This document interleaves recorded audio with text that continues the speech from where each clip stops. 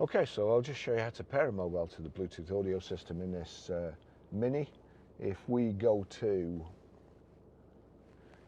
settings and then Bluetooth, I'm watching out at the bottom here, but over here again, if I click the home button, then I knock this kind of joystick back to setup, click on setup.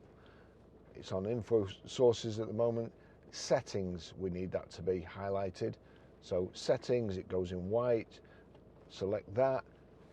The menu below goes to purple, and then I just turn it down till we get to Bluetooth. Click on Bluetooth, and we've got Bluetooth devices and knock it, but you see there, that's not highlighted. You've got phone, pair new devices. So if I knock it back there, to pair new device, click on that, continue pairing.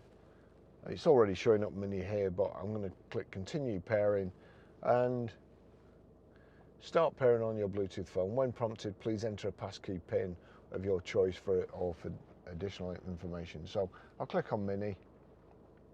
It's thinking about it here. Now I have to put a passkey in. So I'm just going to put 0, 0, 0, 0 in and then knock it down to confirm passkey.